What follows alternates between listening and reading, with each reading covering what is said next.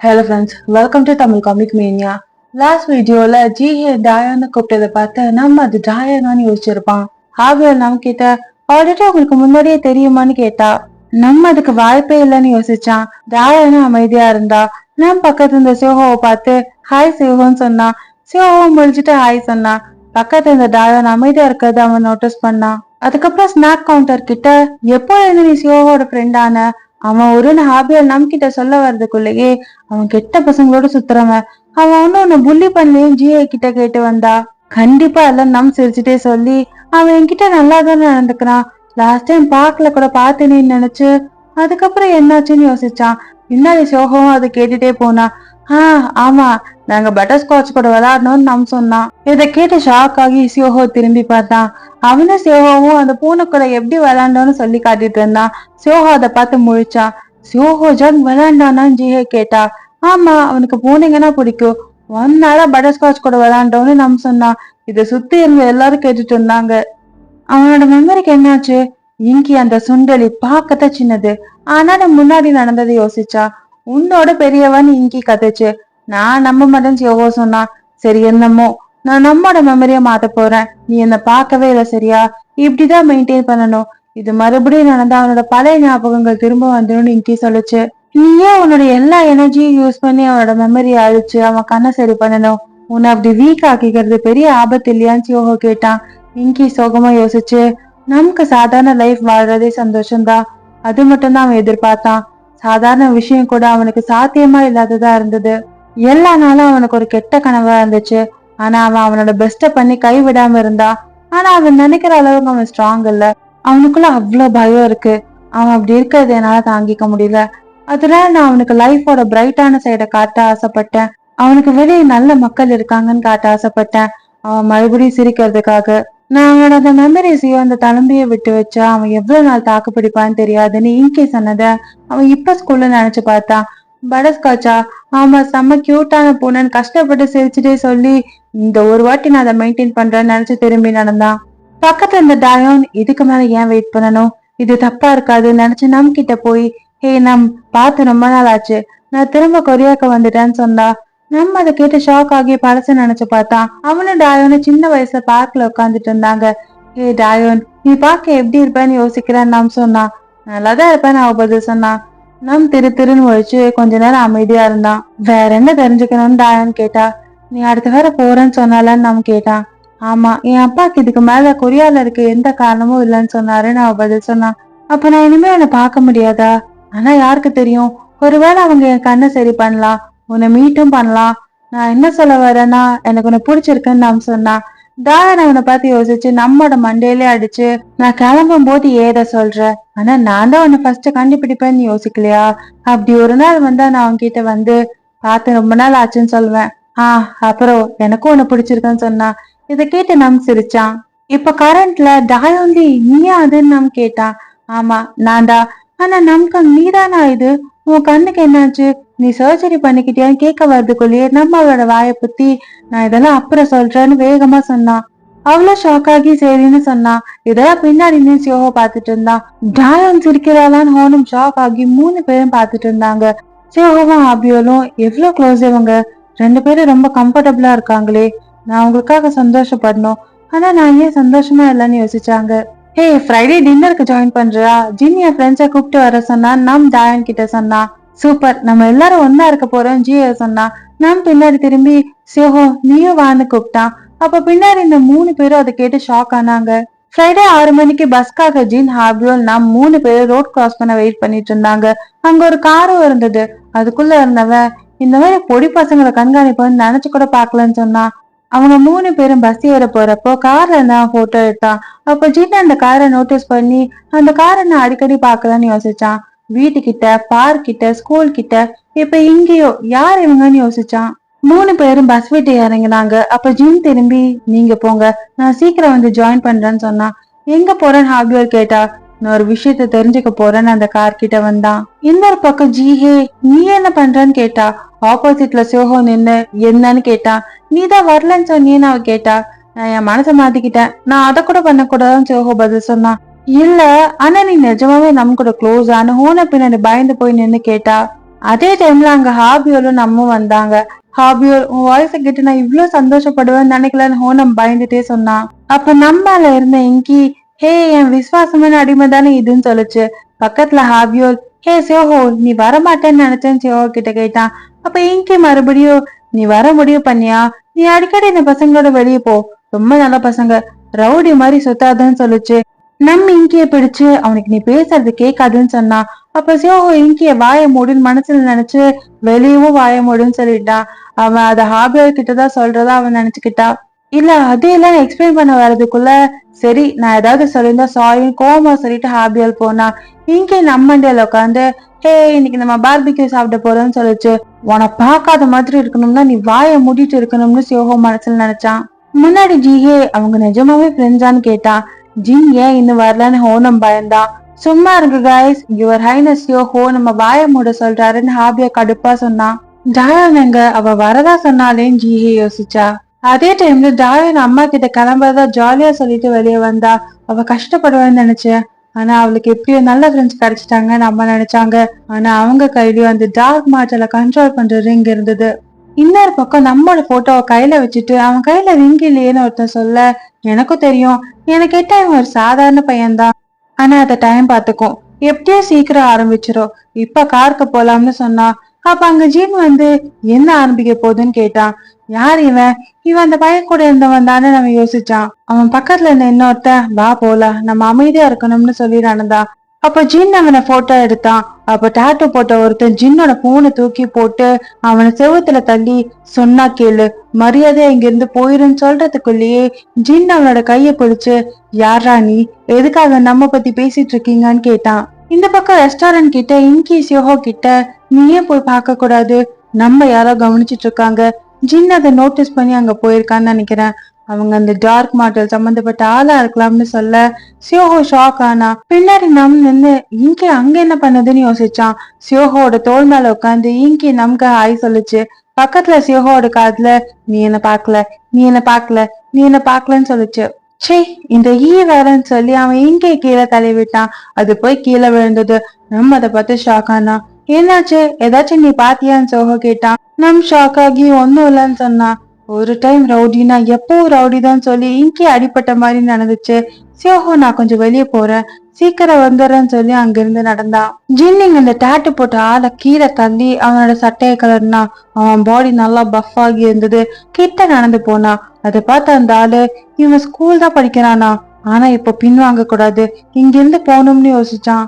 அவன் கையில ஒரு கத்தி இருந்தது. ஜின்னை நோக்கி வேகமா ஓடி வந்து அவனோட சைட்ல குத்த போனான். ஆனா ஜின் அதை தடுத்து அவன் தாடையை பிடிச்சு தூக்கி இன்னொரு கையால அவன் கத்தியை கீழே போட வச்சான். அவனோட முகத்தை பிடிச்சு அழுத்தி கீழே போட்டு அடிச்சான். இதை சிவா பின்னாடி இருந்து பார்த்து ஆச்சரியப்பட்டு வாவ், யாருக்கு நான் இங்க ஹெல்ப் பண்ண வந்தேன்னு யோசிச்சான்.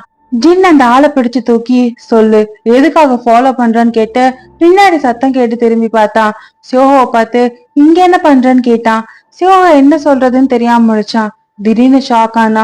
பார்த்தா பின்னாடி ஒரு கார் வேகமா வந்து ஜின்னை இடிக்க வந்தது. உள்ள அந்த டாட்டூ போட்டு வந்து அதை ஓடிட்டு வந்துட்டு இருந்தான். சியோஹோ வேகமா ஓடி வந்து ஜின்னை பிடிச்சு சைட்ல தள்ளி விழுந்தான். பார்த்தா அந்த அடி வாங்கினவனும் அதே கார்ல ஏறி அங்க இருந்து கிளம்புனாங்க. ஜின் எழுந்து நான் போய் அவனுங்களை பிடிக்கிறேன்னு சொன்னான். நீ அதை எப்படி பண்ணுவேன்னு எனக்கு தெரியல, ஆனா அவனுங்க திரும்ப வர மாட்டாங்கன்னு நினைக்கிறேன்னு சியோஹோ சொன்னான். இதை கேட்டு ஜின் அவனை பார்த்தான். சியோஹோ முழிச்சு ஓ நான் எப்படி வந்தேன்னு கேட்டால, நம்ம என்ன டின்னருக்கு இன்வைட் பண்ணா, நான் வர வழியில பார்த்தேன்னு சொன்னான். ஜின் அவன் எழுந்தருக்கு ஹெல்ப் பண்ணிட்டு நீ நம்மோட ஃப்ரெண்டான்னு கேட்டான். அவனும் அவன் கைய பிடிச்சு எழுந்து ஆமா ரீசெண்டா தான்னு பதில் சொன்னான். நீ நமக்கும் கிச்சாருக்கும் நடந்த சண்டையை பார்த்ததானன்னு ஜின் கேட்டான். சியோஹோவும் அந்த லஞ்சேரியில நடந்த சண்டை தானேன்னு கேட்டான். ஆனா நீ கிச்சாரோட ஃப்ரெண்டு தானே, அதுவும் இல்லாம நீ ரவுடிங்களோட சுத்துற, இப்ப பார்த்த ஆளுங்க மாதிரி, உனக்கு இதுல நிஜமாவே பங்கு இல்லையான்னு ஜின் கேட்டான். நான் இதுல சம்பந்தப்படல, நானுமே உன்ன மாதிரி அவனுங்க யாருன்னு தெரிஞ்சுக்கதான் நினைக்கிறேன்னு சியோஹோ சொன்னா. ஜின் யோசிச்சுட்டு அவனுங்க பார்க்க உண்மையான ரவுடி மாதிரிதான் இருக்கு, போலீஸ்ல ரிப்போர்ட் பண்ணலாமான்னு கீழே பார்த்த போன் பார்த்து நினைச்சு ஒருவேளை கிச்சார் இதை பண்ணியிருந்தா அப்ப அந்த முட்டாள் இதுல மாட்டிப்பான், முதல்ல இது யார் பண்ணான்னு தெரிஞ்சுக்கணும்னு யோசிச்சான். அதே டைம்ல பின்னாடி சியோஹோவும் மேபி இங்கே சொன்னது உண்மையா இருக்கலாம், அவனுக்கு டார்க் மார்டல் ப்ராஜெக்ட் சம்பந்தப்பட்ட ஆட்களா இருக்கலாம்னு யோசிச்சான். அங்க இருந்த 2 பேருமே ரெஸ்டாரண்ட்டுக்கு கிளம்பி வந்தாங்க. உள்ள நாம் ஃபுட் எல்லாம் எடுத்து வைக்க ஹெல்ப் பண்ணிட்டு இருந்தான். நீ இங்க கெஸ்ட் ஹெல்ப் பண்ண கூடாதுன்னு சொல்லி அவனை டேபிள்ல போய் அம்மா உட்கார வச்சாங்க. அப்ப சரி நான் நம் பக்கத்துல போய் உட்காருன்னு ஹோனுன்னு சொல்லிட்டே வந்தான். பார்த்தா டாயன் வேகமா ஓடி வந்து நம் பக்கத்துல உட்காந்தா. சரி அப்பனா நான் அந்த பக்கமா போய் உட்காரன்னு ஹோனம் சொல்லிட்டு வந்தா. அங்க ஹாபியா வேகமா வந்து உட்கார்ந்தா. இத பார்த்த ஹோனமும் ஜீஹையும் முழிச்சாங்க. அதே டைம்ல ஜின்ன சோகவும் உள்ள வந்தாங்க. இங்கி டேபிள்ல இருந்த மீட்டை ஆசையா பார்த்துட்டு ஜொல்லு விட்டுட்டு இருந்தது. ஹோனம் பயந்துட்டே, ஜின்யோக் சார் நான் உங்களுக்கு சோடா கப்ல ஃபில் பண்றேன்னு சொன்னா. சோஹோ மீட்டை பர்ன் பண்ணிட்டு இருந்தான்னு அதை பார்த்த ஹாபியால அவனை திட்டிட்டு இருந்தா. ஜிஏ டாயன் கிட்ட நம்பர் வாங்கிட்டு இருந்தா. அங்க இருந்த எல்லாரும் நல்லா டைம் ஸ்பெண்ட் பண்ணாங்க. அப்ப ஹாபியோட அம்மா நம் கிட்ட வந்து உனக்கு ஏதாச்சும் வேணும்னா சொல்லு நான் கொண்டு வரேன்னு சொன்னாங்க. அவங்கள பார்த்து நமக்கு அவனோட அம்மாவை பார்த்த மாதிரி இருந்தது. நான் சிரிச்சுட்டே தேங்க்யூன்னு சொன்னான். பக்கத்து இந்த ஹாபியல் அம்மா உப்பு வேணும்னு கேட்டா. நீயே வந்து எடுத்துக்கோ உன் பேரு என்ன நம்மான்னு கிண்டல் பண்ணிட்டே போனாங்க.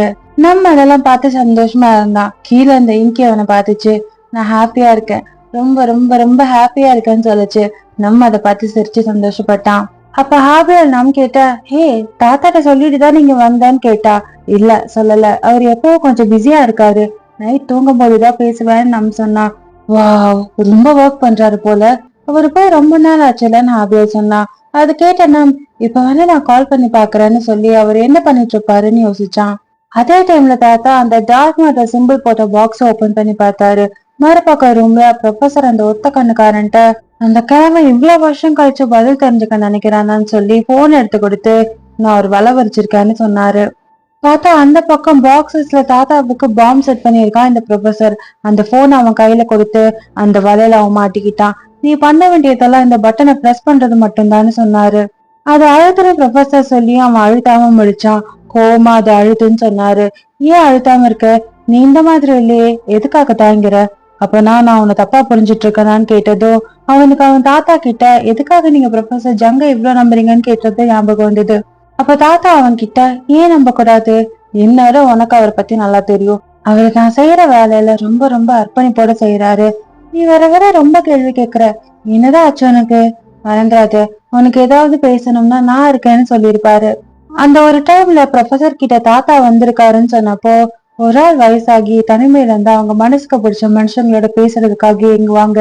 அதிகம் தேவையில்லை, ஒரு சின்ன பலவீனத்தை அவங்கள்ட்ட காமிச்சாலே போதும், உடனே நம்பிடுவாங்க. எல்லாத்துக்கும் ஒரு சிறு துளி கண்ணீர் போதும்னு சொல்லி அன்னைக்கு தாத்தா கிட்ட குனிஞ்சு அழுந்த மாதிரி நடிச்சிருப்பாரு. ஆனா கீழே குனிஞ்சு சிரிச்சிட்டு இருந்தாரு. இப்போ அந்த ஒத்த கண்ணுக்காரன்ட்ட நீ அட்டாச் ஆயிட்டன்னு மட்டும் சொல்லாதுன்னு சொல்றப்போ இல்லவே இல்ல சார்னு சொல்லி அவன் அந்த பட்டனை பிரஸ் பண்ணான். அதை பார்த்து அந்த போனை வாங்கி சரி நீ இப்ப போய் அந்த பாடியை பாத்துக்கோன்னு சொல்லி அங்க இருந்து அந்த ப்ரொஃபசர் போனாரு. இந்த பக்கம் அந்த பாக்ஸ் அந்த பாம் ஆக்டிவேட் ஆச்சு. அதை பார்த்து தாத்தா ஷாக் ஆனாரு. அதே டைம்ல நம் தாத்தாக்கு போன் பண்ணான். அந்த கால் அட்டெண்ட் ஆச்சு. ஹலோ தாத்தா அப்படின்னு நம் சொன்னான். ஆனா அந்த பக்கத்துல இருந்து எந்த பதிலும் வரல. ஹலோ தாத்தா இருக்கீங்களான்னு கேட்டான். ஆனா அந்த டைம்ல பாம்பு அடிச்சு இருந்தது. தாத்தா ரத்த வழியா அந்த போன் கிட்ட போனாரு. தாத்தா எல்லாம் ஓகேவான்னு நம் போன்ல கேட்டான். எல்லாம் ஓகே நம், சாப்பிட்டியான்னு தாத்தா கேட்டாரு. நம் சிரிச்சுட்டே சாப்பிட்ட தாத்தா, நான் அந்த பக்கத்து வீட்டுக்காரங்களை பத்தி சொன்னேன்ல, அவங்கதான் இன்வைட் பண்ணாங்கன்னு சொல்றப்போ இங்க பின்னாடி பார்த்து மறைஞ்சு போச்சு. அவன் தாத்தா கிட்ட தாத்தா டாயன் தெரியுமா, நாங்க 2 பேரும் இப்போ ஒரே ஸ்கூல், அப்புறம் அந்த சீனியர் ஜூனியருக்குன்னு அவன் நடந்த கதையெல்லாம் சொல்லிட்டு இருந்தான். அப்ப தாத்தாக்கு அந்த ஒத்தக்கண்ணக்காரன் கத்தியை கொடுத்து அது மத்தவங்களுக்கு ஆபத்தா மாறும்னு சொன்னது ஞாபகம் வந்தது. நீ சொல்றத கேட்டா அவனுக்கு நல்ல ஃப்ரெண்ட்ஸ் கிடைச்சிருக்காங்க போல நீங்க நம் கிட்ட சொன்னாரு. நம் திரும்பி பார்த்தான். அங்க எல்லாரும் ஜாலியா சாப்பிட்டுட்டு இருந்தாங்க. இங்கி சோகோ தலையில ஏறி ஆடிட்டு இருந்துச்சு. நல்ல ஃப்ரெண்ட்ஸா, ஆமா தாத்தான்னு யோசிச்சு, தாத்தா நான் ரொம்ப சந்தோஷமா இருக்கேன், ஆனா எனக்கு நீங்க இல்லாதது ஒரு மாதிரி இருக்கு, நீங்க சீக்கிரம் வருவீங்கன்னு நம்புறேன்னு சொல்லி நம்ம கண் கலங்குனா. அப்ப அவருக்கு கியான் தாத்தா கிட்ட நம்ம இந்த உலகத்திலேயே சந்தோஷமான குழந்தையா இருக்க போறான், அதாவது ஏன் அப்படி இருக்க கூடாது, கஷ்ட காலம் எல்லாம் பின்னாடி போயிடுச்சு, எனக்கும் சரியாயிடுச்சு, இப்ப பயப்பட ஒண்ணும் இல்லைன்னு சிரிச்சுட்டே சொல்லி நாங்க எல்லாரும் ஒன்னும் சந்தோஷமா இருப்போம்னு சொன்னது ஞாபகம் வந்தது. அதே டைம்ல நம்ம அப்படி ஹாஸ்பிட்டல்ல யாரும் இல்லாம தனியா இருக்கிறத பார்த்து தாத்தா கஷ்டப்பட்டிருப்பாரு. அதனாலதான் நம்ம தாத்தா அடாப்ட் பண்ணிருப்பாரு. அந்த டீச்சர் ஏன் இவ்வளவு கஷ்டப்பட்டு அவனை அடாப்ட் பண்ண ட்ரை பண்றீங்கன்னு கேட்டப்போ அவன் கூட ஒரு புது வாழ்க்கைய ஆரம்பிக்க ஒரு வாய்ப்பு வேணும், அவன் எப்போ எனக்கு நன்றி சொல்றான், ஆனா நான் தான் அவன் கூட கடன் பட்டிருக்கேன், இந்த உலகத்தை வெறுக்க அவனுக்கு அவ்வளவு காரணம் இருக்கு, ஆனா அவன் அதை பண்ணல, அந்த இன்னசென்டான தூய்மையான இதயத்தை நான் பாதுகாக்க ஆசைப்படுறேன், அவன் அவ்வளவு கஷ்டத்துலயும் அழகா சிரிக்கிறான், அந்த சிரிப்பு அவனை விட்டு போகாம நான் பாத்துக்கணும், இந்த வயசுல என்னால சிரிக்க முடியுது, சந்தோஷமா இருக்க முடியுதுன்னா அதுக்கு நமக்கு நன்றி சொல்லணும். அதே மாதிரி அவனோட வலி எனக்கு புரியுதுன்னு தாத்தா அந்த இடத்துல படுத்து அதெல்லாம் யோசிச்சுட்டு அழுதுட்டு இருந்தாரு. போன்ல நம்ம உங்களை மிஸ் பண்றேன்னு சொல்றத கேட்டப்போ அந்த ஆள் அவன் சாகணும்னு சொன்னது ஞாபகம் வந்தது. அந்த பையன் எவ்வளவுதான் கஷ்டப்படணும்னு கோவப்பட்டு நானும் உன்னை மிஸ் பண்றேன்னு நினைச்சு பேச முடியாம இருந்தாரு. சரி தாத்தா, நான் அப்புறம் பேசுறேன்னு சொன்னான். ஆனா அந்த சைட்ல இருந்து எந்த பதிலும் வராதனால தாத்தா பிஸியா இருப்பாருன்னு நினைச்சு உள்ள போனான். இந்த பக்கம் கால் கட் ஆனதை பார்த்து தாத்தா கண்ணை மூடினாரு. அப்ப அவர்கிட்ட அந்த ஆள் வந்து பின்னாடி நின்னு, நீங்க எல்லார் கூடவும் க்ளோஸா இருக்கீங்க, எல்லாரையும் நம்புறீங்க, ஆனா நான் ஆர்டரை ஃபாலோ பண்ற ஒரு நாய் மட்டும்தான் நான் எழுந்து கால் பண்ணி எல்லாம் முடிஞ்சது, இனி ஒண்ணும் இல்ல, வெயிட் பண்றதுக்கு காரணமும் இல்ல, அவனை கொல்ல தயாராகுங்கன்னு சொன்னான். அடுத்த நாள் நம்ம அந்த காலையில எழுந்து ஃப்ரெஷ்ஷா ஃபீல் பண்ணா. இந்த பக்கம் அந்த ஒத்த கண்ணுக்காரன்ட்ட, டைரக்டர் நீங்க கொஞ்சம் ரெஸ்ட் எடுங்கன்னு ஒருத்த சொன்னா. ஸ்டேட்டஸ் என்னன்னு அவன் கேட்டான். நீங்க கொண்டு வந்த ஆளை பத்தி தானே கேக்குறீங்கன்னு தாத்தாவை பத்தி சொல்லி, உண்மையை சொல்லணும்னா கஷ்டம்தான், ஆனா அவரை கொண்டு வரும்போதே அது உங்களுக்கு தெரிஞ்சிருக்கும் தானே, அவரு பொழைக்க மாட்டாருன்னு சொன்னான். இதை கேட்ட அந்த ஒத்த கண்ணா அமைதியா இருந்தான். அதை பார்த்து பக்கத்துல இருந்தவன், அவர் உங்களுக்கு ரொம்ப முக்கியமானவரான்னு கேட்டான். அவன் கொஞ்சம் சங்கடத்தோட அவர்கிட்ட ஒண்ணு சொல்ல வேண்டியது இருக்குன்னு சொல்லி, சரி எல்லாம் ரெடியான்னு கேட்டான். எஸ் சார், நம்ம சரியான நேரத்துக்கு தான் வெயிட் பண்றோம், நம்ம நினைச்சதை விட அவன் வீட்டுல விட்டு நிறைய வெளியே வரான்னு சொன்னான். அப்ப பக்கத்துல இருந்த ஜின் கிட்ட அடி வாங்கினவனை பார்த்து அவனுக்கு என்னாச்சுன்னு கேட்டான். அந்த பையனோட ஃப்ரெண்டு கிட்ட அடி வாங்கியிருக்கான், அவன் இவன் தலையை போட்டு கீழே அடிச்சிருக்கான்னு அவன் சொன்னான். அப்படியா, அது சியோஹோவா, அவன் நம்மளை கண்டுபிடிச்சிட்டானான்னு கேட்டான். இல்ல சார், இது வேற பையன் அவன் சொல்ல. பக்கத்துல இந்த டாட்டூ போட்டவன் அவனை பையன் சொல்ல முடியாத அளவுக்கு அவ்வளவு பெருசா இருந்தான்னு சொன்னான். அப்ப இன்னும் ஒரு டார்க் மாடல் இருக்கான்னு கேட்டு அந்த ஆள் ஷாக் ஆனா. இல்ல சார், அவன் நார்மல் பையன் தான் சொல்ல. கூட இருந்த அந்த டாட்டை போட்டவன் வேகமா தலையாட்டினான். அது சாத்தியமான சந்தேகமா அந்த ஆள் கேட்டான். ஆமா சார், அவன் ஃபைட்டர் அதை ட்ரெயின் பண்றான், ஆனா அவன் இயற்கையாவே அந்த மாதிரி இருக்கலாம்னு அவன் சொன்னான். இன்னொரு பக்கம் ஹாபியோ லேட் ஆயிடுச்சுன்னு வேகமா போயிட்டு இருந்தா. அவன் முன்னாடி நாம் போயிட்டு இருந்ததை பார்த்து அவனை நோக்கி போய் அவன் கிராசரிக்கு போறதா அவனு சொன்னான். அப்ப அவளும் வரன்னு சிரிச்சுட்டே சொன்னான். நீயும் அங்கதான் போறியா, அப்பயே ஓடி வந்தேன்னு நம் கேட்டான். அதுவா, ஒரு எக்ஸசைஸ்க்காக தான் சொல்லி சமாளிச்சா. நம்ம அதுக்கிட்ட ஷாக் ஆனா. அதே டைம்ல அவளுக்கு ஜிம்ல இருந்து போன் வந்தது. ஜிம்ல கோச் ஜின் கிட்ட, ஹே ஜின், ஹாபியல் ஏன் போன் எடுக்கல, இன்னைக்கு அவளுக்கு ட்ரைனிங் இருக்குன்னு கேட்க, ஜின் வேர்த்துட்டே, உங்க கூட ட்ரைனிங் பண்ண அவளுக்கு பிடிக்கலையோ என்னமோன்னு கிண்டல் பண்ணான். நம்ம ஹாபியல் கிட்ட, ஹே படஸ்காட்ச பார்க்க போலாமான்னு கேட்ட. ரெண்டு பேரும் அங்க போக டிசைட் பண்ணாங்க. அந்த இடத்துல டாயன் அந்த பூனை கூட விளையாண்டு இருந்தா. அப்ப நம்ம ஹாபியோட பேசிட்டு வரதை பார்த்து அவளோட ஹூடிய வேகமா போட்டு மறைச்சா. நம்ம ஹாபியோல அந்த பூனைய பார்த்துட்டே வந்தாங்க. அப்ப சைட்ல ஏதோ இருக்குன்னு திரும்பி பார்த்தாங்க. அங்க டாயன் அவளோட ஹூடிய முகத்துல மறைச்சு குறுக்கி படுத்துட்டு இருந்தா.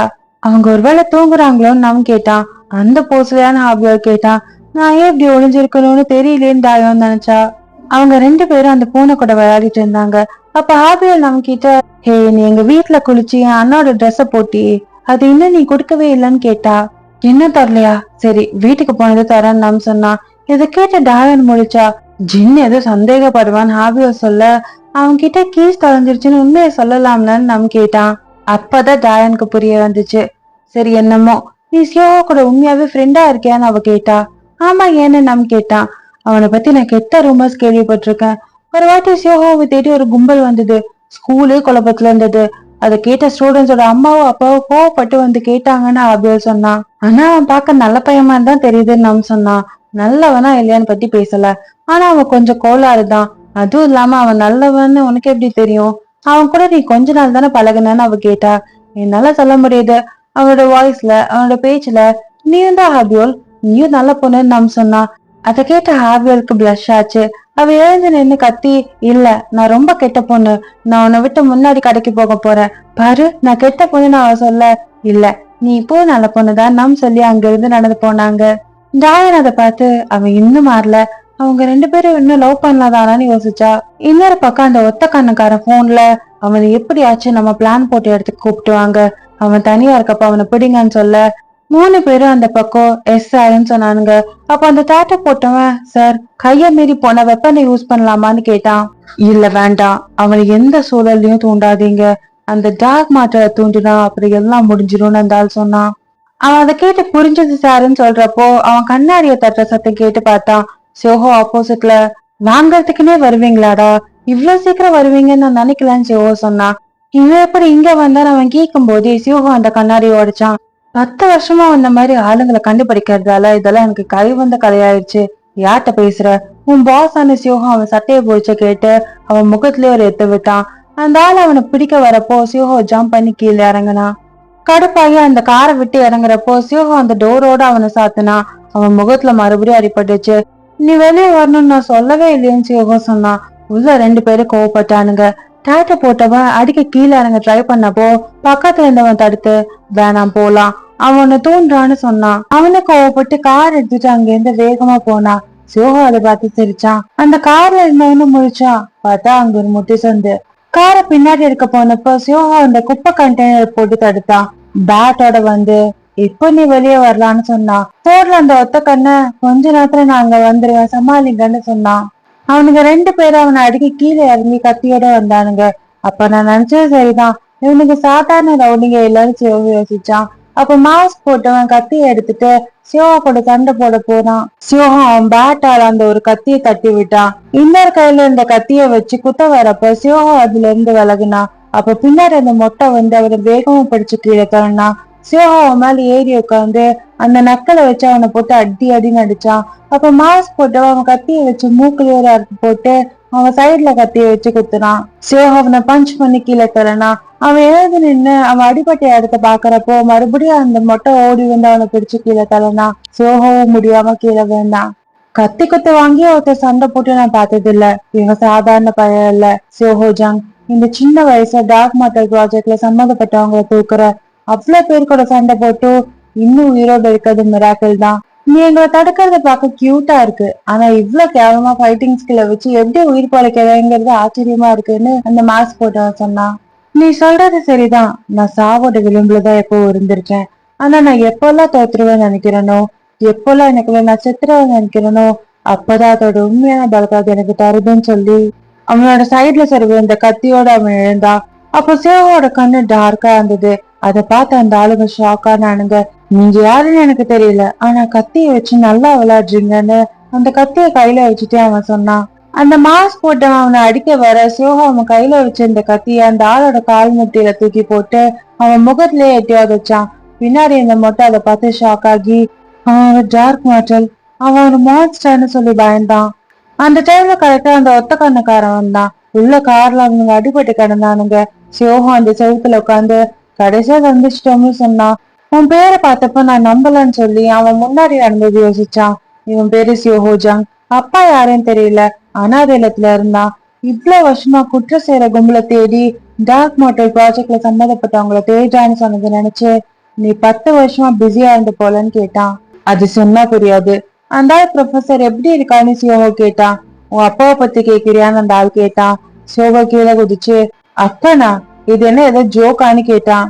நீ வேணுன்ற அளவுக்கு அதை மறுக்கலாம், ஆனா நீதான் அவரோட பையன்றது மாறாதுன்னு அந்த ஆள் சொன்னான். இதை கேட்டு சியோகோ அவனை அடிக்க போனான். ஆனா அதை அந்த ஆள் தடுத்து அவனோட கையை முறுக்கி சியோகோட கையில பஞ்ச் பண்ணான். அவனோட எலும்பு உடையிற சத்தம் கேட்டுச்சு. சியோகோ கோவப்பட்டு அந்த ஆளை உதைக்க போனான். ஆனா அவன் விலகி சியோகோட காலை தட்டி விட்டு கீழே விழ வச்சு அவனோட முகத்திலேயே காலை வச்சு அழுத்தினான். நீ டார்க் மாட்டரை ரொம்ப நம்பி இருக்க, பேசாம அமைதியா தலைமறைவா இருந்திருக்கணும்னு சொன்னான். எதுக்காக அந்த ஆளுக்காக நீ ஒர்க் பண்றன்னு கீழே இருந்து சியோகோ கேட்டான். அந்த ஆள் முடிச்சு பழச நினைச்சு பார்த்தான். அவரோட முகத்தை ஒரு டார்க் மாட்டர் அழுத்தி பிடிச்சு எதுக்காக அந்த ஆளுக்காக ஒர்க் பண்றேன்னு கேட்டுச்சு. இவன் அதை தடுத்து இங்க இருந்து போ, என்ன தனியா விடுன்னு கத்துனான். உன்னை நான் மறுபடியும் பார்க்க விரும்பலன்னு கத்தியை கையில வச்சு சொன்னான். அவன் பின்னாடி இருந்த அந்த டார்க் மாட்டர் கண்ணீரோட இருந்தது. அவன் அதை பிடிக்க வந்தது. அப்ப ப்ரொஃபசர் அவன் கிட்ட வந்து போது நிறுத்து, பார்த்தல்ல நான் இல்லாம இருந்தா உலகம் இப்படி கொடூரமா தான் இருக்கும், நீ சாகுற வரையும் இப்படிதான் இருக்கும், இப்போது இருந்து நான் சொல்றதை மட்டும் நீ பண்ணணும்னு சொன்னதை நினைச்சு பார்த்து சியோகோட கழுத்துல ஒரு இன்ஜெக்ஷனை போட்டு உன் வாழ்க்கையை நீ வேல்யூ பண்றனா இனிமேல் இதுல தலையிடாம உன் வேலையை மட்டும் பாரு, நம் விஷயத்துல இருந்து விலகு, உன் பலத்தை வச்சு நம்மையும் காப்பாற்ற முடியாது பழி வாங்கவும் முடியாதுன்னு சொன்னான். அப்ப சியோகாவும் அந்த ஊசியால மயக்கமானா. அவன் கண்ணை மூன்றப்போ எதிரில அந்த ஆளோட உருவம் டார்க்கா தெரிஞ்சுது. அந்த நைட் நம்மும் இங்கேயும் சாப்பிட்டு பேசிட்டு வந்தாங்க. அதே இடத்துல ஒரு ஆளு எதிரில வந்தா. ஹாபியரை பத்தி பேசிட்டு வந்தான். மேபி அவளுக்கு உன்னை பிடிச்சிருக்கலாம்னு இங்கி சொல்லி இங்க இருந்து ஓடுன்னு நம்ம கிட்ட சொன்னான். அப்ப அந்த ஆள் நம்மளோட கழுத்துல ஒரு ஊசி போட்டு அவனை அங்கிருந்த கார்க்குள்ள தள்ளுனா. அவன் கையில இருந்த பொருள் அந்த இடத்துல கீழே விழுந்து கிடந்துச்சு. அப்படியே அந்த கார் அங்கிருந்து புறப்பட்டுச்சு. இன்னொரு பக்கம் சிவகாவும் கண் முழிச்சு அந்த ஒத்த கண்ணை எங்க போனான்னு யோசிச்சான். அப்ப அவன் கையில ரிங் போட்ட இடத்துல இருந்து டார்க் மாட்டர் வெளியே வந்து அந்த ரிங்க கலட்டு நான் தெரியுதுன்னு சொல்லுச்சு. இந்த பக்கம் கார்ல அந்த ரிங்க வச்சு இது ஒர்க் ஆகும்னு நினைக்கிறியான்னு டைவ் பண்ணவனை பார்த்து கேட்டான். டைரக்டா தான் இந்த ரிங் போட்டா அது அவனை வீக் ஆக்கும்னு சொன்னாருன்னு சொல்ல பக்கத்துல இருந்த இன்னொருத்தன் சார் அந்த இடத்துக்கு வந்துட்டாராமான்னு சொன்னான். நம்மளோட கையில அந்த ரிங்க மாட்ட போயிட்டு இவ்வளவு ஈஸியா முடிஞ்சிருக்கு. டார்க் மாட்டல் ஒண்ணு அவ்வளவு ஸ்பெஷல் இல்ல போலன்னு சொன்னான். அப்ப அவன் கையில ரிங்க போட்டான். அப்ப நம்மோட கண்ணு கிரீன் கலர்ல முடிச்சது. ஓ, எனக்கு நீ ப்ரொபோஸ் பண்றியான்னு கேட்டான். அத பார்த்து ஷாக் ஆகி மறுபடியும் அவன் கழுத்துல அந்த ஊசிய போட்டான். மறுபடியுமா நம் கேட்டு கண்ணை கொஞ்சம் கொஞ்சமா மூடினான். திடீர்னு இருந்து சிரிச்சு, அட்லீஸ்ட் என்ன மயக்கமாக்கு, இந்த மாதிரி 200 இன்ஜெக்ஷன் வேணும்னு கையில அதை எடுத்து சொல்லி, ரொம்ப நாளுக்கு அப்புறம் வெளியே வருது நல்லா இருக்கு, ஆனா கொஞ்சம் இறுக்கமா இருக்க மாதிரி இருக்கலன்னு சொல்லி பக்கத்துல இருந்தவன காருக்கு வெளியே தள்ளி விட்டான். வெளியே அதை எட்டி பார்த்து நம் சிரிச்சு என்ஜாய் பண்ணா. ஹே, அவன் எழுந்திருக்க மாட்டான். நீங்க காரை திருப்பி என்னன்னு பாக்க போறது இல்லையான்னு கேட்டான். அவனுங்க 2 பேரும் பயந்து அவனை எப்படியாவது இந்த ஸ்பாட்டுக்கு கூப்பிட்டு போயிடணும்னு நினைச்சானுங்க. அப்ப நம்ம அவன் கிட்ட நம்ம எங்க போறோம்னு கேட்டான். அதே டைம்ல ஹாபியோட ஜின்னு கீழே இருந்த திங்ஸ பார்த்து இது நம்ம வாங்கினதுதானு பேசிக்கிட்டாங்க. இந்த பக்கம் சிவகாவும் அவன் ரிங்க கலட்டி டார்க் மாட்டல ரிலீஸ் பண்ணா. தாத்தாவும் கண்முழிச்சாரு. அந்த ஒத்த கண்ணுக்கார அவனோட ஸ்பாட்ல வெயிட் பண்ணிட்டு இருந்தான். அங்க அந்த காரு வந்தது. அதை விட்டு இறங்கி நம் தான் வந்தான். என்ன இது, நான் ப்ரொஃபஸரை தானே எதிர்பார்த்து வந்தேன், நீ தானான்னு கேட்டு இறங்குனா. நீ நம்பலன்னு அவன் சொல்ல, கரெக்டா கண்டுபிடிச்சிட்டீங்க, நம்ம உடம்புல இருந்து அந்த டார்க் மாட்டல் சொல்லுச்சு. மத்தவங்களா எங்கன்னு அவன் கேட்டான். ஓ, உன் ஆளுங்களா? அவனுங்க வர வழியில காரை விட்டு தள்ளி விட்ட, உயிரோட இருக்கானுங்களான்னு தெரியலன்னு சொன்னான். உன்னை கட்டுப்படுத்த முடியாதுன்னு எனக்கு தெரியும், நீங்க வருவேன்னு எனக்கு தெரியும்னு அந்த ஆள் சொன்னான். நான் கார் டிரைவ் பண்ணிட்டு வரப்போ இதை கேட்கணும்னு நினைச்சேன். இந்த பிளானால என்ன கொல்ல முடியும்னு நீ நினைச்சியான்னு நம்ம கேட்டான். நீ காரை விட்டு இறங்கும் போது அது முடிவாயிருச்சு. நீ மத்த டார்க் மாடல்ஸ் மாதிரி ஒரு சாதாரண டார்க் மாடல் தான், உன்னால ஜெயிக்க முடியும்னு சொல்லி ஃபைட்டுக்கு ரெடியானா. அப்படியான்னு கேட்டு ஸ்பீடா ஓடி வந்து அந்த ஆள் பின்னாடி நின்னு அவனோட கழுத்தை பிடிச்சு, நீ இன்னும் இதை போட்டிருக்கியா, இந்த நாய்க்காலரோட சண்டை போடுறது ஃபேரா இருக்குன்னு நினைக்கிறியான்னு கேட்டு அவன் கழுத்துல இருக்க அந்த டார்க் மாடலை கண்ட்ரோல் பண்ற காலரை உடைக்க ட்ரை பண்ணான். ஆனா அதை அவன் தடுக்க ட்ரை பண்ணி நம்மோட கழுத்துல காலால பிடிச்சான். ஆனா நம் இடையில கை விட்டு அடிச்சு அவனை கீழே தள்ளி விட்டான். அவ்வளவு பேசின, இவ்வளவுதானா நம் கேட்டு அவனை எட்டி உதைச்சான். அவனும் எழுந்து அவனை அடிக்கலாம்னு பாக்குறப்போ ஆப்போசிட்ல அதையே நோட்டீஸ் பண்ணி, நாங்க 2 பேர் மட்டும் இல்லைன்னு யோசிச்சு, யாரா இருக்கோ, யாரா இருந்தாலும் இவனைதான் நம்ம பாக்கணும்னு நினைச்சான். நம் மறுபடியும் வந்து அந்த ஆளை அடிச்சான். அவன் அதை தடுத்து பின்னாடி போனான். அப்போ அவன் அங்க இருந்து எழுந்து ஓடி நம்ம சுத்தி வந்து பின்னால நின்னான். நீ என்ன பண்ண போறன்னு நான் காத்திருக்கேன்னு நம்ம அவனை பார்த்து சொல்லி, எதுக்கு இந்த இடத்த தேர்ந்தெடுத்த, உன்னை கொல்றதுக்கு முன்னாடி அது என்னன்னு சொல்லுன்னு அவனை நம்ம அடிக்க போனான். அவன் அந்த அடியில இருந்து விலகி எழுந்து நம்ம எட்டி உதச்சு கையால் அந்த பக்கம் போய் தள்ளி போய் விழ வச்சான். அவனு போய் தூரமா விழுந்தா. நம்ம என்ன பண்றேன்னு கேட்டான். எல்லாம் முடிஞ்சதுன்னு சொல்லி தரையில இருந்து ஒரு செயினை இழுத்தான். பார்த்தா அந்த கிரவுண்ட் ஓபன் ஆகி நம்ம உள்ள போனா. ஏதோ ஒரு தண்ணிக்குள்ள போய் விழுந்தான். உன் சமாதிக்கு உன்னை வரவேற்கிறேன், உன்னால அந்த சுவர்ல ஏற முடியாது, அந்த விஷயத்த நீ உன்னை உறுதியாம அழிச்சிருன்னு சொல்லி, நீ எவ்வளவு சீக்கிரம் ஹீல் ஆனாலும் எல்லா டார்க் மாட்டல்ஸும் சாகதான் போகுது, கொஞ்ச நேரம் தான் சொல்லி அந்த கிரவுண்ட் டோரை அவன் மூடுனான். கீழே நம்ம உடம்புல இருந்த அந்த கிரீன் ஐ மாட்டல் மேல பாத்துட்டு இருந்தது. இன்னொரு பக்கம் ஜின்கிட்ட அடி வாங்கின அந்த ஆளு யாராவது இருக்காங்களான்னு திரும்பி பார்த்து அங்க இருந்து பணத்தை எடுத்துட்டு இந்த இடத்த விட்டு ஓடிடணும், இந்த ஃப்ரீக்ஸோட பம்பே நமக்கு வேண்டாம். அந்த நம்பையும் எவ்வளவு ஸ்ட்ராங்னு கூட நான் யோசிக்க விரும்பல, ஆனா அவன் இப்ப எப்படி செத்துருப்பான்னு சொல்லி திரும்பி பார்த்து இந்த கனவை எப்படி இன்னும் உயிரோட இருக்கான்னு பார்த்தா. அப்ப தாத்தாவோட கை அசைஞ்சது. அதை பார்த்து அவன் ஷாக் ஆகி, இந்த ஆள் பழைக்க வாய்ப்பே இல்ல, அந்த ஸ்பாட்டுக்கு என்னன்னு போய் பார்ப்போம், அவனுக்கு சாகர நிலைமையில இருக்கப்ப போனா ஏதாச்சும் நமக்கு போனஸ் கிடைக்க வாய்ப்பு இருக்குன்னு சொல்லி நகர்ந்தான். பின்னாடி தாத்தா எழுந்து உட்கார்ந்தாரு. என்ன தாத்தான்னு அவன் திரும்பி பார்த்தப்போ தாத்தா அவனோட தலையை சேர்த்து அடிச்சாரு. இன்னொரு பக்கம் சிவகோடம்புல இருந்த டார்க் வாட்டர் அந்த ஸ்பாட்டுக்கு வந்தது. அந்த ஒத்த கண்ணுக்கார கிரவுண்ட மூடிட்டு கார்ல ஏற போறப்போ புதர் பக்கத்து சத்தம் கேட்டு திரும்பி பார்த்தா.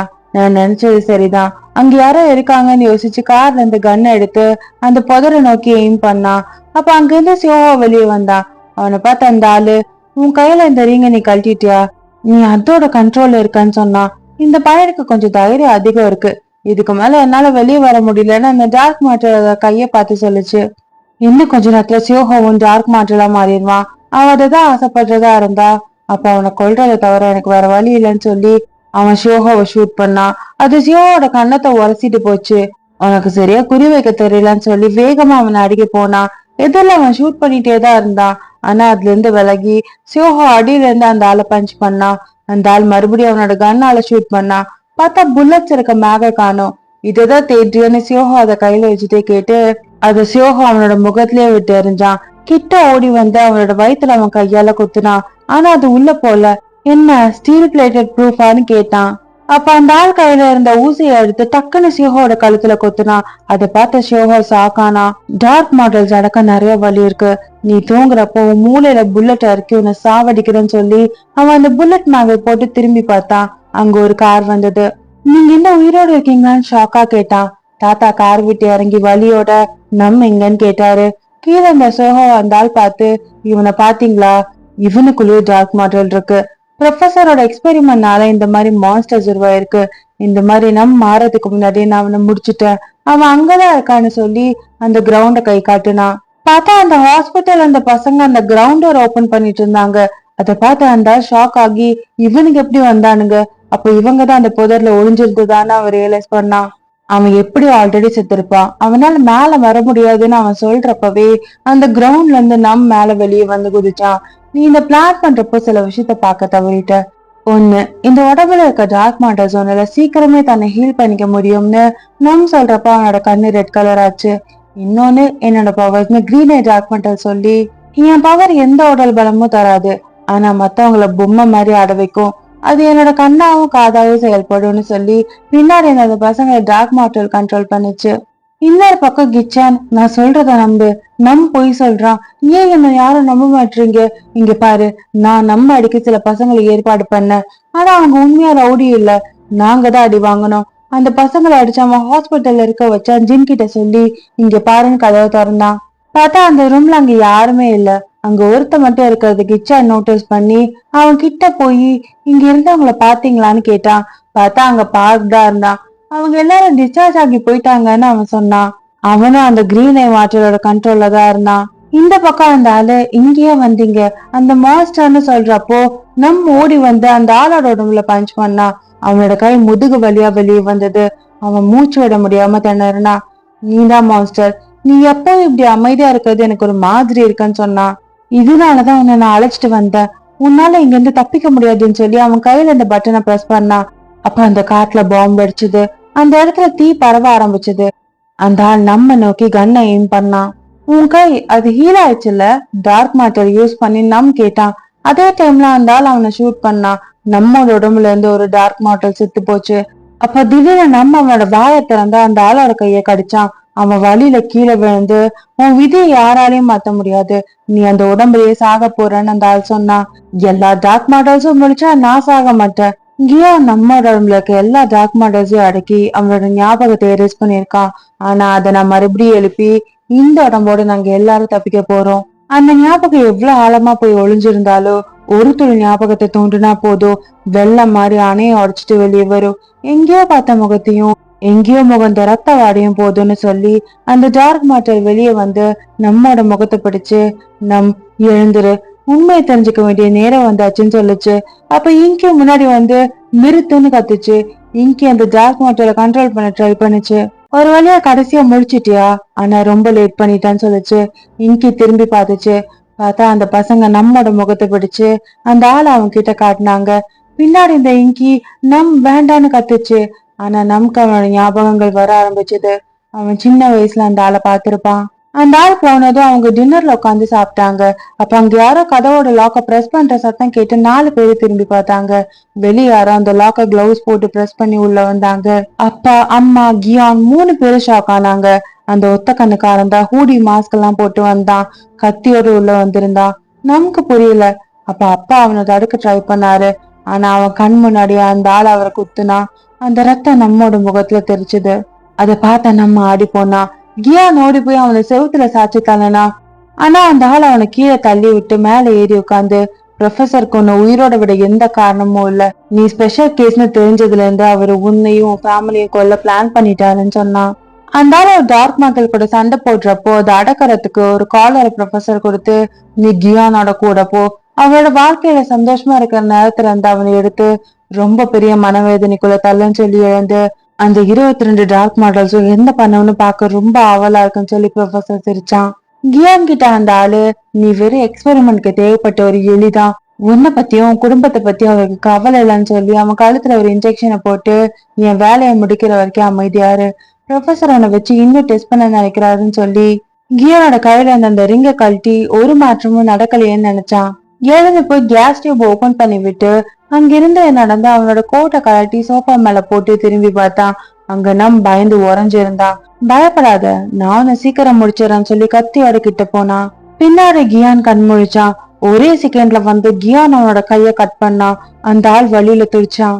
கியான் நம்மோட கைய பிடிச்சு கண்ணை மூடிக்கோ, நான் இருக்கேன், பயப்படாதான்னு சொல்லி அந்த ஆளை வேகமா ஓடி வந்து அடிச்சான். தாறுமாறா தாக்குனான். இவன் நான் நினைச்சதோட பலமா இருக்கான்னு அந்த ஆள் யோசிக்கிறப்போ கியான் ஓடி வந்து அவனை அடிக்க வந்தான். அந்த ஆள் விலகி குனிஞ்சதால அங்கிருந்த கேஸ் பைப்பை கியான் உடைச்சான். அந்த ஆள் அவனை விட்டு வேகமா ஓடுனான். அப்ப கியானோட உடம்பு என்னமோ ஆச்சு. பார்த்தா அந்த கிரீன் ஐ மாற்றல் அவனோட உடம்புல இருந்து கிழிச்சு வெளியே வந்துச்சு. அந்த ஆள் அதை பார்த்து ஷாக் ஆகி, ஆனா ப்ரொஃபசர் இதை பத்தி சொல்லலையே, ஏன் அங்க இவ்வளவு டார்க் மாடல்ஸ் இருக்குன்னு பயந்தா. ஆப்போசிட்ல கியானோட பாடியில இருந்து 100 கணக்கான டார்க் மாடல்ஸ் வெளியே வந்தது. கொஞ்ச நேரம் வெயிட் பண்ணு, நான் முழுசா வந்ததோ உன்னையும் டார்க் மாற்றலா மாத்துற, எங்களோட வேதனையில உன்னையும் சேர்க்கிறான்னு சொல்லுச்சு. அதை பார்த்து அந்த ஆள் உடம்பெல்லாம் நடுங்குச்சு. அது நார்மலான டார்க் மாற்றலே இல்ல, அது வெளியே வரதுக்கு முன்னாடி அதை நான் கொல்லணும், இல்லைன்னா என்னையும் டார்க் மாற்றலா ஆக்கிரும். நான் கையில கண்ணை வச்சு நினைச்சு அதை எய்ம் பண்ணி ஷூட் பண்ண போனா. அதை கியான்னு பார்த்தான். கரெக்டா அந்த புல்லட் போய் பின்னாடி கட்டான கேஸ் லைன்ல போய் பட்டுச்சு. அந்த இடத்துல தீ பரவ ஆரம்பிச்சது. கியான் அவனோட சுயநினைவுக்கு வந்தான். பின்னாடி இந்த டார்க் மாடல்ஸ் எல்லாம் பயந்துச்சுங்க. கியான் நம்ம பார்த்து அழுதுகிட்டே கிட்ட ஓடி போய் அவனை கட்டி பிடிச்சான். அப்ப அந்த டைம்ல அந்த இடம் வெடிச்சுது. அவனோட பாதி முகத்துல அப்படிதான் தீக்காயம் ஏற்பட்டுச்சு. இப்ப அந்த காட்டுல நமக்கு அதெல்லாம் ஞாபகம் வந்தது. கியான்னு யோசிச்சான். என்னோட ஞாபகங்கள் அது திரும்பி வந்துருச்சுன்னு கத்தி அழுதான். அந்த தீ விபத்துல கிரீன் ஐ டார்க் மாற்றல் கியான் கிட்ட, உனக்காக நான் அவங்களை கொல்றேன்னு சொல்லுச்சு.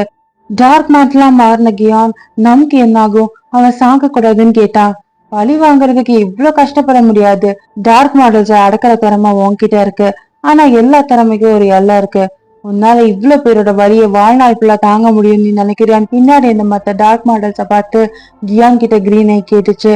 அப்படிதான் நம்மோட உடம்புக்குள்ள அந்த அத்தனை டார்க் மாடல்ஸும் போயிருக்கோம். கியானான இங்கி நமக்கு எப்பவும் உறுதுணையா இருக்கன்னு நினைச்சா. நம் கூட அவன் எப்பவும் இருந்தான். இங்கியோட அத்தனை நினைவுகளும் தெரிஞ்சது. மொத்த டார்க் மாடல்ஸ்க்கு மத்தியில இங்கி வெளியே வந்து நம்மோட கண்ணுக்கு தெரிஞ்சான். அவனை பாதுகாக்க ஆசைப்பட்டான். அவனோட சிரிப்போட அவனை வச்சுக்க ஆசைப்பட்டான். இதெல்லாம் நமக்கு தெரிய வந்தது. அவன் தலையை படிச்சுட்டு, நான் எங்க இருக்கேன்னு தெரியல, எனக்கு என்ன ஆகுதுன்னு தெரியல, எனக்கு தெரிஞ்சது எல்லாம் என் ஞாபகம் வெள்ள மாதிரி திரும்பி வருது, அந்த வழியை என்னால தாங்க முடியலன்னு சொல்லி அழுதான். தாத்தா வேகமா ஓடி வந்து, நம் எழுந்துரு, நம்ம இங்கிருந்து உடனே போகணும்னு சொன்னாரு. அப்ப நம்மோட கை டார்க்கா மாறிச்சு. கோவமா, நீதானே என் குடும்பத்தை கொன்னதுன்னு அந்த ஆளை பார்த்து கேட்டான். இத கேட்டு தாத்தா ஷாக் ஆனாரு. அந்த ஆள் முழிச்சிட்டு தலையை கீழே குனிஞ்சு, நான் பயத்துல இருந்தேன், ப்ரொஃபசர் என்ன டார்க் மாட்டில வச்சு பயன்படுத்தினாரு, அந்த பயத்தை ஓவர் கம் பண்ற அளவுக்கு நான் தைரியமா இல்ல, நான் கியானோட குடும்பத்தை ப்ரொஃபசர் சொல்லிதான் கொன்னேன், சியோஹோட அம்மாவி அவரு சொல்லிதான் டார்க் மாட்டெல்லாம் மாத்தினேன், ஆனா ப்ரொஃபசர் ஜங் நீங்க நினைக்கிறத விட அதிக காலமா இதை பண்ணிட்டு இருக்காரு. இவ்வளவு நாளா உங்க குடும்பத்தை நீங்க ஆக்சிடென்ட்ல இழந்ததா தான் நம்பினீங்க, ஆனா அது எல்லாம் மூடி மறைக்கப்பட்ட ஒண்ணு. உங்க குடும்பத்தை அவரு டார்க் மாட்டெல்லாம் மாத்திட்டாரு, ஆனா அது அவருக்கு பத்தல, கியானை யூஸ் பண்ண மாதிரி இவங்களையும் யூஸ் பண்ணிக்கிட்டாருன்னு அந்த ஆள் சொன்னான். ஆனா அந்த ஆக்சிடென்ட் நடந்து 20 வருஷம் ஆச்சு, அது எப்படி முடியும், ஆனா உனக்கு எப்படி இதெல்லாம் தெரியும்னு தாத்தா கேட்டாரு. உடஞ்ச அந்த காலரை தொட்டு நான் அதை கேட்டேன். எனக்குள்ள இருக்க டார்க் மாடல் என் காதுல சொல்லிக்கிட்டே இருக்கு.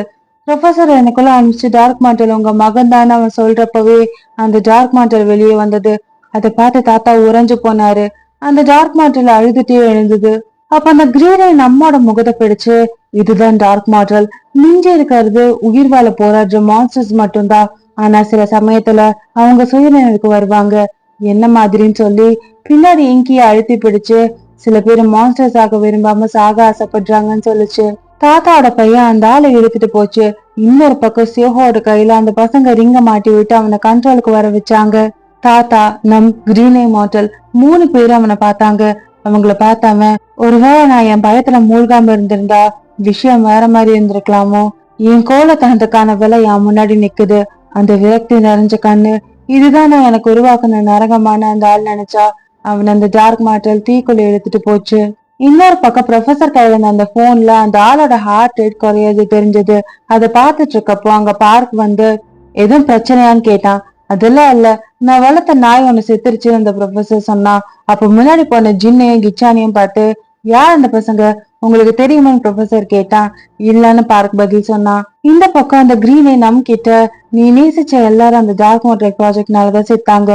உங்க அப்பா, உங்க அம்மா, உன் அண்ணன் இவ்வளவு நாளா குற்ற உணர்ச்சியால கஷ்டப்பட்டு இருக்கான்.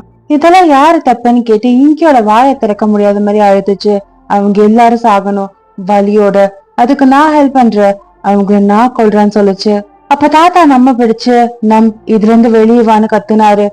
கண்ணை மூடி திறந்தான். பார்த்தா அவன் கண்ணு கிரீன் கலர்ல இருந்தது. நம்மால அவங்கள கேட்க முடியாதுன்னு சொல்லுச்சு. நீ நிறைய ஃப்ரெண்ட்ஸ் ஏற்படுத்தலன்னு சொன்னல, உன் சின்ன வயசு ஃப்ரெண்ட கூட பாத்தியே, உனக்கு அந்த மாதிரி ஒருத்தன் கிடைச்சிருக்கான்னு சொன்னேன் தாத்தா சொல்ல. அவனுக்கு அவங்களோட ஞாபகம் எல்லாம் வந்தது. இத தண்ணிக்குள்ள இருக்க மாதிரி தெரிஞ்சது. ஒருத்தனோட பேராசையால இந்த அப்பாவி பையனுக்கு இவ்வளவு கஷ்டம் கொடுக்குதே. ஆனா நீ பார்க்க வேண்டியது நிறைய இருக்கு, நீ இதுல இருந்து மீண்டு வந்துருவ எப்பவும் போலன்னு தாத்தா சொல்ல. நான் தான் சொல்றேனே, ரொம்ப லேட் ஆயிடுச்சுன்னு அந்த கிரீனை சொல்லி அதோட ஷார்ப்பான கையால தாத்தாவை குத்துச்சு. தாத்தா, இப்ப நீ உன்னை பத்தி தான் கவலைப்படணும், நீ நிக்கிறதே பெரிய விஷயம். ஆனா தாத்தா எல்லாவற்றையும் சாவ மாத்திட்டு இருக்கே, அது எப்படின்னு உனக்கு விசித்திரமா இல்லையா? சொல்ல போனா ஒரு டார்க் மேட்டர் இந்த உடம்புக்குள்ள போறப்போ தப்பிச்சிருச்சு. அது எங்க போயிருக்குன்னு எப்பவும் யோசிச்சிருக்கேன். நீ சாவோட விளிம்புல இருக்கப்போ அது உனக்குள்ள வந்திருக்கு போலன்னு சொல்லுச்சு. அந்த ஆக்சிடென்ட் ஆனப்போ தாத்தா கிட்ட அந்த டார்க் மேட்டர் உட்காந்து அழுதுச்சு. மேபி அது அவரோட பொண்ணா இருக்கலாம், இல்லைன்னா பையனோட மனைவியா இருக்கலாம். அதனாலதான் அவர் அப்ப கண் முழிச்சு அந்த தீக்குள்ள போய் நம்ம காப்பாத்தி ஜன்னல் வெளில கீழே குதிச்சிருப்பாரு. அதே மாதிரி அந்த பாம்பு அந்த டைம்லயே அந்த டார்க் மேட்டர் அதை பார்த்து ஷாக் ஆகி தாத்தாவை ப்ரொடெக்ட் பண்ணிருக்கோம். ஆனா இப்ப அது செத்துருச்சு போல, அது என்னால சென்ஸ் பண்ண முடியல. அது அப்படி உயிரோடு இருந்தாலும் உன்னால இதுல இருந்து தப்பிக்க முடியாது. ஆனா கவலைப்படாத, உனக்காக நாங்க பழிவாகுறோம்னு சொல்லி அதோட கைய தாத்தாவோட உடம்புல இறக்குச்சு. அதை பார்த்து இங்கி நகர முடியாம தவிச்சுது. உள்ள இருந்த நம்ம அழுதான். இங்கி அவனை கூப்பிட்டுச்சு. கியான்னு சுயந்த நினைவுக்கு வந்து இங்கிய பார்த்தான். அப்ப மீத உள்ள டார்க் மேட்டர்ஸ் எல்லாம் அவனை அடக்க ட்ரை பண்ணிச்சுங்க. உள்ள அந்த வெறியோட வெளியே வந்து கத்துனா. சுத்தி அந்த அத்தனை டார்க் மாடல்ஸும் தெரிச்சு விழுந்ததுங்க. இவன் எப்படி முடிச்சான்னு அந்த கிரீனை டார்க் மாடல் கேடுச்சு. தாத்தாவை கையில பிடிச்சிட்டு இருந்தான். நம்மோட எமோஷன் ஒரு உச்ச கட்டத்துக்கு போய் அவனுக்கு ஏதோ ஆச்சு. அவனோட பாடியில இருந்த அத்தனை உணர்வும் இதுக்கு மேல எதையும் தாங்க முடியாத மாதிரி விட்டு போச்சு. நம்மால எதையுமே ஃபீல் பண்ண முடியல. அவனை சுத்தி இருந்த எல்லா டார்க் மாடல்ஸையும் அவன் இழுத்தான். அந்த கிரீனை இழுக்கிறப்போ இது எப்படி சாத்தியம்? இந்த பையனோட உடம்புல ஒரு துளி பயம் கூட எனக்கு தெரியலன்னு மண்டி போட்டு நினைச்சது. நமக்குள்ள எந்த ஒரு எமோஷனையும் ஃபீல் பண்ண முடியல. அவன் அதை இழுக்க போனா. இவன் கியானை விட வேற ஒரு லெவல்ல இருக்கான். கியான் அவனோட மன உறுதியால எங்களை கட்டுப்படுத்தினா. ஆனா இந்த பையன் முயற்சி கூட பண்ணல, அவன் கட்டுப்படுத்தல, அடிமையாக்குறான்னு கிரீனி நினைச்சது. அவன் கைக்குள்ள மத்த டார்க் மாடல்ஸ் அடக்கனா. இப்ப இது உன்னோட டர்ன், இங்க வான்னு சொல்லி அந்த டார்க் மாடல் இழுத்தான். அது எதிர்த்துச்சு. ஆனா அசால்ட்டா அதை இழுத்து அவன் கைக்குள்ள அடக்குனா. ஆப்போசிட்ல சியோகோ இருந்தான். அவன் பாக்குறது அவனால நம்ப முடியல. பின்னாடி இந்த பசங்க அவங்களோட சுயநினைவுக்கு வந்தாங்க. தாத்தாவை மடியில வச்சு ஏதோ கனவுல இருக்க மாதிரி எல்லாமே மங்கலா இருக்கு. இது எதுவுமே உண்மையானு தெரியல. தாத்தாவோட சூடான ரத்தம் என் கையில வலியுது. அவரோட மெல்லிசான மூச்சு என்னால கேட்க முடியுது. அவர் ஏதோ என்கிட்ட சொல்ல வர்றாரு. அவரோட கடைசி வார்த்தையை சொல்லி சிரிச்சாரு. ஆனா என்னால சிரிக்கவும் முடியல, அழவும் முடியல. தாத்தாக்கு கியானை தெரிஞ்சிருக்கு. அவரும் எங்களை போல ஒரு விக்டிம் தான். என்னை வளர்த்த இந்த 10 வருஷம் அவர் மனசுக்குள்ள என்னென்ன நினைச்சிருப்பாரு. கியானும் நான் 10 வருஷமா வளர்றத பார்த்து என்ன நினைச்சிருப்பான். நான் எல்லாத்தையும் அழுந்துட்டேன். நான் சோகமா இருக்கணும், ஆனா எனக்கு அழுக வரல. ஏன் என்னால எதையும் உணர முடியலன்னு யோசிச்சான். அப்ப சுத்தி இந்த டார்க் மாடல்ஸ் எல்லாம் எழுந்துச்சு. இன்னொரு பக்கம் ஸ்கூல்ல டீச்சர் எல்லாரும் வந்தாச்சான்னு கேட்டு இங்க லேட் ஆயிடுச்சான்னு பார்த்தாங்க. ஹோனமுக்கும் தெரியல, ஹாபியூர் ஜிஏ யாருக்கும் தெரியல.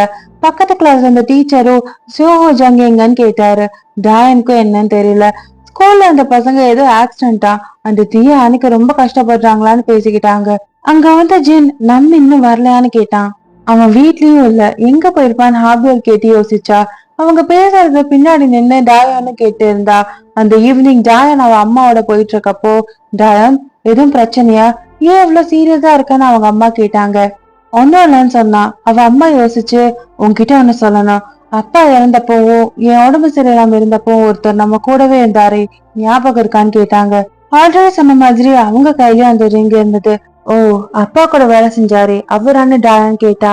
ஆமா, அவருதான். நம்ம இப்ப அவரைதான் பார்க்க ஹாஸ்பிட்டல் போயிட்டு இருக்கோம்னு சொல்லி ஏதோ சொல்ல வந்து யோசிச்சாங்க. அவ என்னன்னு சொல்லுங்க அம்மான்னு கேட்டா. உன் புது அப்பாவை பத்தி நீ என்ன நினைக்கிற? உன்னோட ஒப்பீனியன் எனக்கு ரொம்ப முக்கியம்னு அவங்க சொன்னாங்க. என்னை பத்தி கவலைப்படாதீங்க, நீங்க சந்தோஷமா இருந்தாலே நானும் சந்தோஷமா இருப்பேன்னு அவ சொன்னா. அவங்க 2 பேரும் ஹாஸ்பிட்டலுக்கு வந்தாங்க. டயானையும் கூப்பிட்டு வந்திருக்கியா? நான் தான் பரவாயில்லன்னு சொன்னேன்னு பார்க்க சொன்னா. இவன் தான் அந்த புது அப்பா போல. இன்னொரு பக்கம் அங்க தீயானுக்கு ரொம்ப கஷ்டப்பட்டு இருந்தாங்க. ஒரு நாள் ஃபுல்லா ஆயிருக்கு. அட்லீஸ்ட் இங்க யாரும் மாட்டலையேன்னு ஃபயர் ஃபைட்டர் நினைச்சாரு. அப்ப அவரோட வாக்கி டாக்கில சத்தம் கேட்டு என்ன ஆச்சுன்னு கேட்டாரு. அதுல இங்க ஏதோ வித்தியாசமா ஒண்ணு இருக்குன்னு சொன்னாங்க. புரியுற மாதிரி சொல்லுங்கன்னு அவர் கேட்டாரு. அந்த பக்கம் இருந்தவரு, அது நீங்களே வந்து பாருங்க, ஏதோ எரிஞ்ச மாதிரி இருக்கு, இல்லைன்னா பெரிய சிக்கலான உடம்புங்க மாதிரி இருக்குன்னு ஒரு மாதிரி பயப்பட்டு சொன்னாரு. அவரு முன்னாடி மலை மாதிரி அந்த டார்க் மாடல்ஸ் குமிஞ்சு இருந்தது. அப்ப சியோஹோ என்ன நடக்குது, என்னால எதையும் பார்க்க முடியலன்னு சொல்லி அடே நாம் எங்க இருக்கன்னு தேடுனா. அப்ப அவன் கையில ஏதோ தட்டுப்பட்டுச்சு. ஒரு டார்க் மாடல் திடீர்னு எழுந்து அப்படியே கரைஞ்சது. அப்பதான் சியோஹோக்கு புரிஞ்சது அந்த ஸ்பேஸ் டார்க் மாடல்ஸால பண்ணப்பட்டிருக்குன்னு. அப்ப ஆப்போசிட்ல அந்த கிரீனை கோவமா, நீ என்ன பண்ணிட்டு இருக்க? எவ்வளவு தைரியம் இருந்தா டார்க் மாடல் ஷீல்டா யூஸ் பண்ணுவ? இவ்வளவு பேரை எதுக்கு தியாகம் பண்ற? அதுவும் இந்த கேவலமான மனுஷங்களை காப்பாத்துறதுக்குன்னு கேட்டுச்சு. அவங்க சாகணும்னு நினைச்சாங்க. அவங்க ரொம்ப டயர்டா இருக்கிறதா என்கிட்ட சொன்னாங்க. இவ்வளவு வருஷம் அவங்க அந்த வேதனையில இருந்தாங்க. அவங்களுக்கு பழி வாங்குற எண்ணம் எப்பவோ போயிருச்சு. அவங்களுக்கு தேவை ரெஸ்ட் மட்டும்தான். என்னால முடியுன்றதால அவங்களுக்கு நான் அமைதியை கொடுத்தேன். அதுக்கு எல்லாரும் ஒத்துக்கிட்டாங்க. நம்ம எழுந்து சொன்னா. அவன் பின்னாடி கொஞ்சம் டார்க் மாடல்ஸ் இருந்தது. அந்த கிரீனை புரியாம பாத்துச்சு. இப்ப மீதம் இருக்கிறதெல்லாம் பழி வாங்க காத்திருக்க டார்க் மாடல்ஸ் மட்டும் தான். கிட்ட நெருங்கி போய் திரும்பி பார்த்து, சிஹோ நீயும் தான், உனக்கு ப்ரொஃபசர் பத்தி தெரிஞ்சு எல்லாத்தையும் சொல்லுன்னு நம் சொன்னான். அந்த கிரீனை, இது ஒரு நல்ல விஷயமா கூட இருக்கலாம், ப்ரொஃபசர் ஜங்க்கு நம்ம உயிரோடு இருக்கிறது தெரியாதுன்னு யோசிச்சுது. இன்னொரு பக்கம் ப்ரொஃபசர் அந்த ஒத்த கண்ணுக்காரனோட பேஸ்மெண்ட்க்கு வந்து இதுதான் இவனோட சீக்கிரட்டான்னு யோசிச்சான். அங்க ஒருத்தன் போய் லேப்டாப் கிட்ட உட்காந்து அவன் யாரையா பத்தி தேடி இருக்கான். ஆனா எல்லாத்தையும் அழிச்சிட்டான். அவன் வச்சிருந்த கூலிப்படையும் காணோம். கண்டுபிடிக்காத மாதிரி இருக்கிறவங்களை தான் அவன் யூஸ் பண்ணியிருக்கான். அவன் இப்படி பண்ணுவான்னு நினைக்கல. சொல்ல போனா எனக்கு ஆச்சரியமா இருக்கு. அவன் எப்போ புத்திசாலியாவும் எச்சரிக்கையாவும் இருப்பான்னு கருப்பு முகமூடி போட்டு ஒருத்தர் சொன்னான். அப்ப பக்கத்துல இருந்த இன்னொருத்தன், எச்சரிக்கையோ என்னமோ, பயம்தான் முக்கியம், ஆனா அவன் ஒரு கோலதான்னு சொன்னான். ப்ரொஃபசர் அவனோட டீடைல்ஸ போன்ல பார்த்து, அவன் என்ன பிளான் பண்ணான், உயிரை விடுற அளவுக்கு என்னாச்சு, நீ எப்பவும் என்னை விட்டு போக மாட்டேன்னு நினைச்சு யோசிச்சு சிரிச்சுக்கிட்டே, சுவாரஸ்யமா இருக்குன்னு நினைச்சு, எனக்கு முக்கியமான பிரசன்டேஷன் இருக்கு, ஏதாச்சும் கண்டுபிடிச்சா என்கிட்ட சொல்லுங்கன்னு அவன் அங்கிருந்து போனான். மீட்டிங்ல எல்லாரும் முன்னாடி போய் நின்று அவங்களை கிரீட் பண்ணி வெல்கம் பண்ணான்.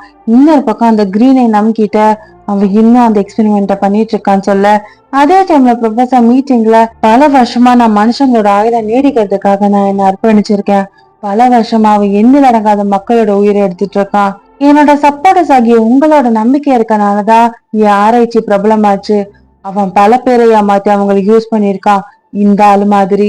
ஆனா 10 வருஷத்துக்கு முன்னால ஒரு துரதிருஷ்டமான ஆக்சிடென்ட்ல என் ஆராய்ச்சிக்கான பலனை நான் இழந்தேன். அவன் அவனோட சின்ன கையசைவுல இது எல்லாத்தையும் மூடி மறைச்சான். உன் குடும்பத்துக்கு நடந்தது வெறும் ஒரு சின்ன புள்ளிதான். ஆனா அவங்க உறுதியான ஆதரவாலதான் என்னால என் வேலையை தொடர்ந்து செஞ்சு இன்னும் பல சாதனை செய்ய முடிஞ்சது. அதுக்கு எல்லாத்துக்கும் அந்த இன்வெஸ்டர்ஸ் தான் காரணம். அவங்கள ஒண்ணா தூக்கணும். புதுசான லைஃப் அவங்களுக்கு தர முடியும்னு சொல்றதுல நான் ரொம்ப பெருமைப்படுறேன். அவன் பறிச்ச உயிரை நம்ம திரும்ப எடுப்போன்னு இப்படி மாறி மாறி பேசிக்கிட்டாங்க. கிரீனை சொன்னதை கேட்ட நம்ம அமைதியா இருந்தா. இவ்வளவு வருஷமா நான் அடி மட்டும்தான் வாங்க கத்துக்கிட்டேன். நான் எப்போ முன்னாடி போகவும் சிரிக்கவும் தான் ட்ரை பண்ணிருக்கேன். ஆனா அது பதில் இல்ல.